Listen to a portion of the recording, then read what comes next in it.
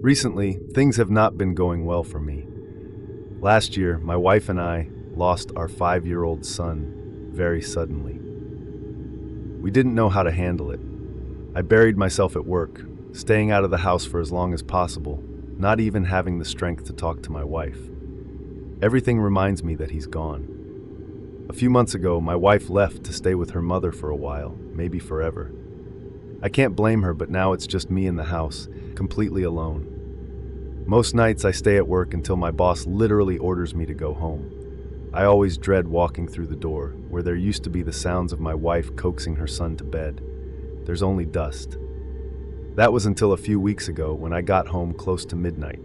I heard it before I even stepped inside. The home security system was blaring. The alarm had been tripped as if someone had broken in. Carefully, I made my way to the door, but it was still locked. I used my key to get inside, still not seeing signs of anyone, then punched in the code to turn off the wailing siren. Silence fell immediately. I listened out for sounds of anyone, anything, yet there was nothing.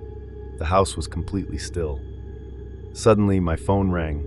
My heart jumped, but I soon realized it was just the security company calling to see if they should send the police. I told them I'd handle it myself.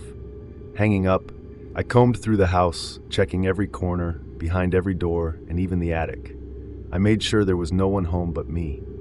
That night, I was exhausted enough to shrug it off as a false alarm. Then I fell asleep. I didn't forget about it, though. It stayed at the back of my mind. And then a few nights later, something else happened in the middle of the night. This time I was awoken by a familiar sound, a thumping against the wall. On the other side of the wall was my son's old playroom, and the sound was just like when he would throw his toys at the wall during playtime. My blood ran cold, but no, it couldn't be that. Instead, my mind raced to the next conclusion. Someone was in there messing with the stuff. I shot out of bed in a fit of rage. Nobody had been in the room in months. It was supposed to be left untouched, not ransacked by thieves. I stormed down the hall and threw the door open. I stood there confused.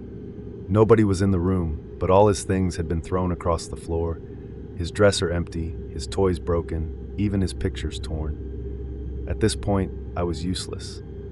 With the thought of some burglar breaking into the house just to destroy the memory of my son, I could do nothing but call the police. The findings of their investigation that night were strange, to say the least. The bedroom window was still intact and locked.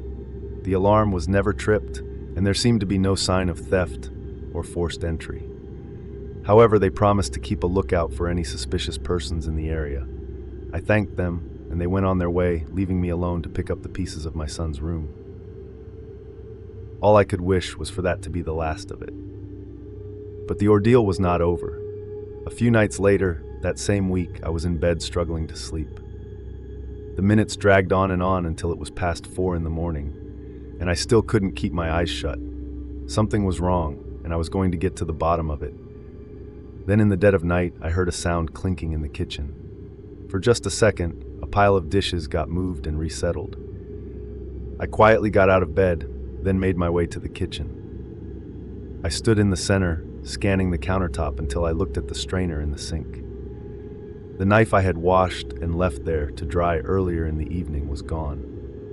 Feeling naked and vulnerable, I began to panic. I looked around for whoever could have taken it. Then I saw someone standing in the dining room. They were just a kid, a boy, far too grown to be my son, but other than that, they could have been anyone. They were standing in my house with a knife. In a split second, I decided to fight. I screamed and charged the kid. They immediately turned tail and ran for the back door. As they fumbled to get it open, they dropped the knife to the floor. They got one foot outside, but I was just about to grab them, only for the door to slam shut right as I got there. I smashed into it face first, sending blood gushing out of my nose. I took a moment to collect myself. Then I picked up the knife off the ground and ripped the door open. I ran through the yard chasing after the intruder, but then I found myself in the middle of the street, and they were nowhere in sight. They had disappeared, and in their place was a pair of blinding headlights that began flashing red and blue as they came to a stop in front of me. It was a cop on the same patrol through the neighborhood I had made them start doing in the first place. There I was, almost naked in the middle of the street at an ungodly hour, a knife in my hand and blood running down my face and neck. I must have looked insane. I'm sure the only reason I didn't get arrested was because the cop recognized me. He ushered me inside and took my statement, but instead of promising to go after the little bastard who broke into my house and busted my nose, he told me to get some rest and book an appointment with a therapist.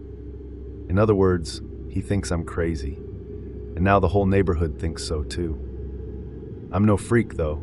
Someone is terrorizing me, tormenting me with the loss of my son. Maybe they even had something to do with his death. When I find out the truth, I'll leave an update. On nights when I can't sleep, I get in my car and start driving for Uber. It's a perfectly mindless, monotonous thing to do for a while until I get tired enough to go home and crawl into bed. One night, I accepted a ride to pick up a guy from his house, or at least what I thought was his house, and take him to McDonald's. Weirdly, he didn't say a word the entire ride, not even a cursory hello. He was wearing a baggy pullover with the hood up, covering most of his face. When we arrived at McDonald's, he got out silently, then walked off.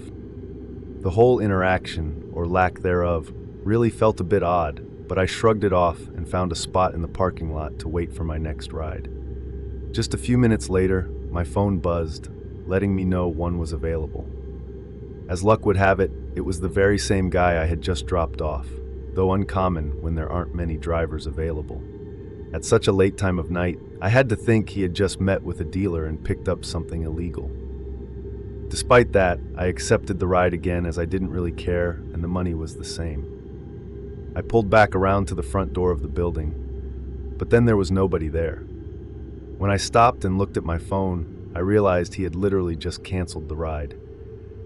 I was a bit annoyed, a little confused, but also suddenly tired and hungry. So I decided to hit the drive-thru and get some food, then head home. To cap off my night, I decided not to eat at home though, and instead go to a nearby park. It's connected to a couple trails that lead into a nice wilderness area surrounding a small lake.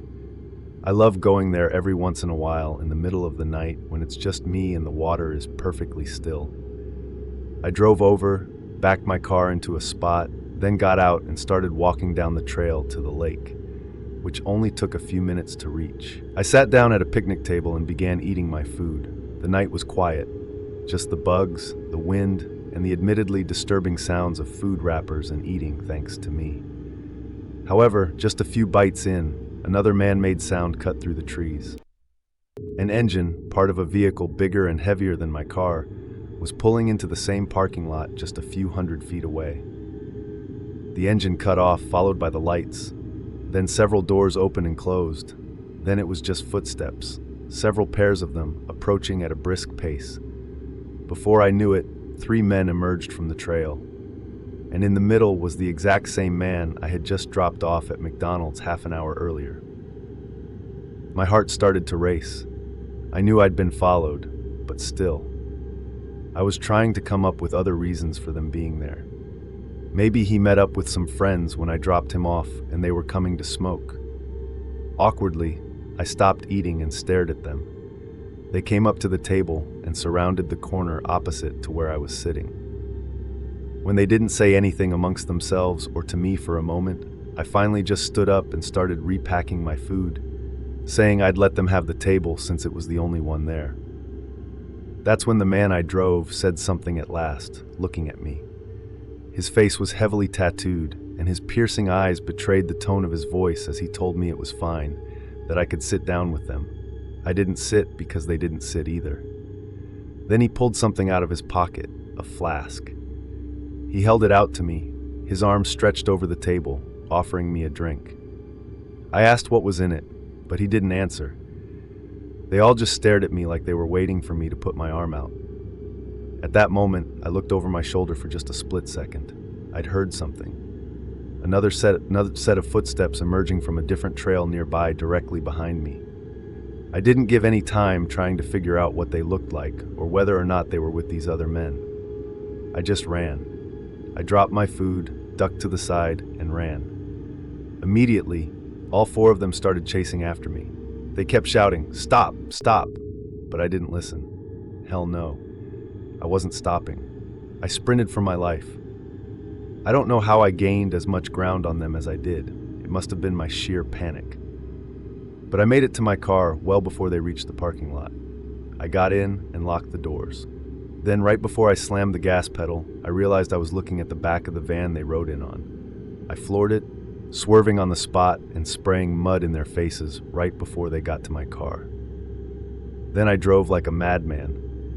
I didn't stop speeding until I got back to my apartment complex, where I waited with the lights off for at least 20 minutes to make sure they hadn't followed me there before I went inside.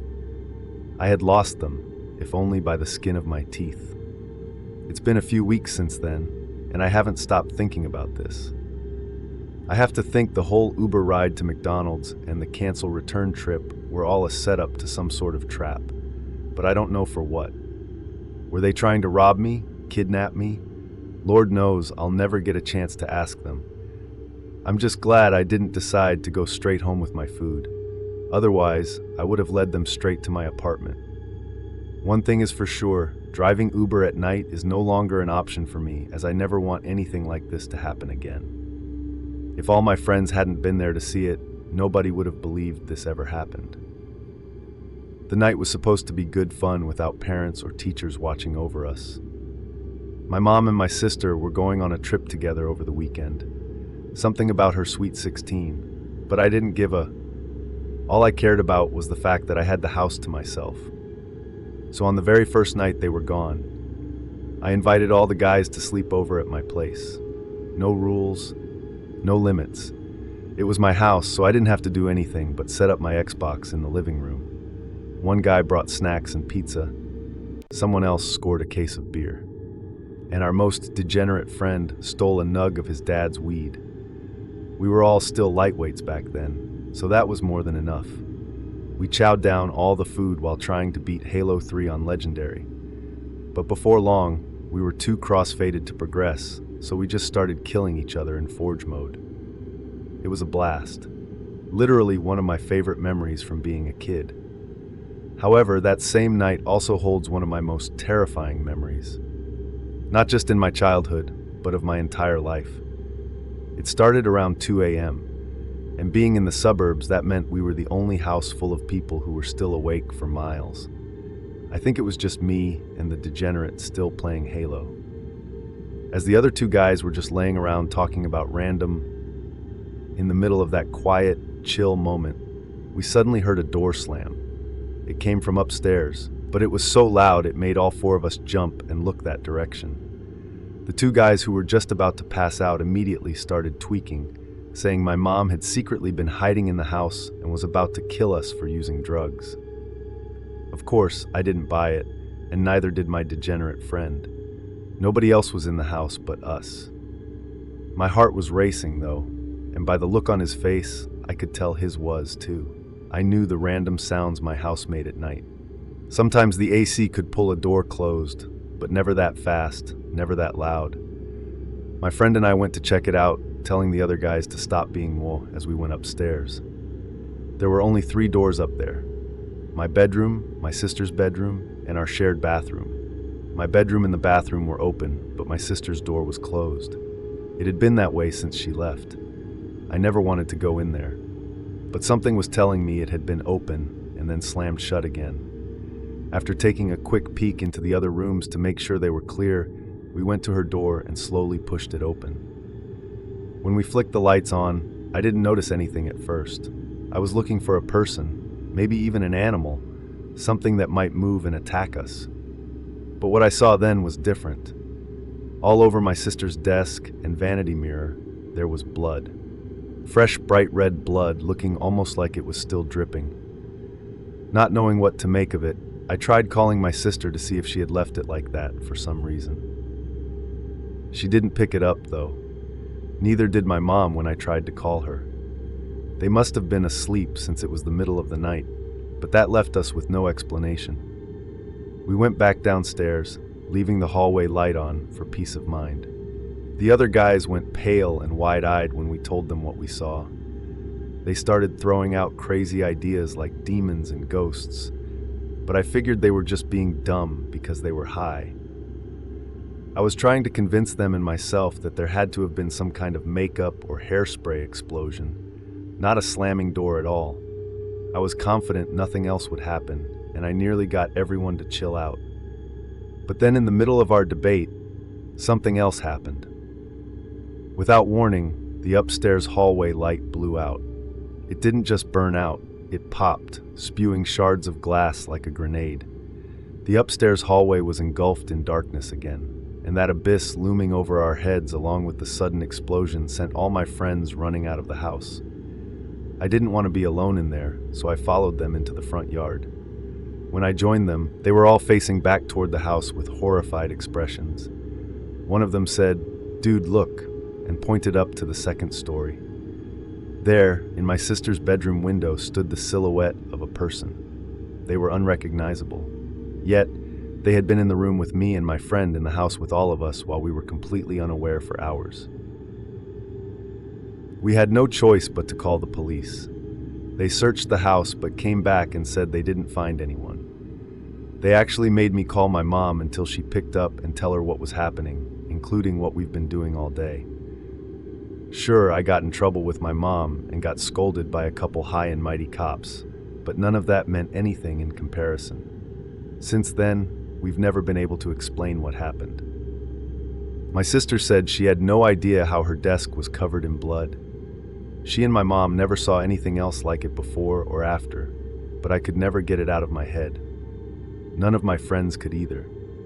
We talked about it all the time till we all moved on to different schools, different friend groups. My family eventually moved out of that house, leaving whatever answers it held behind. When I look back on the times my old friends and I used to hang out, I wish I could say I see us all playing Halo in my living room together. But instead, I see us standing in the yard in the dead of night, looking back at that figure in terror.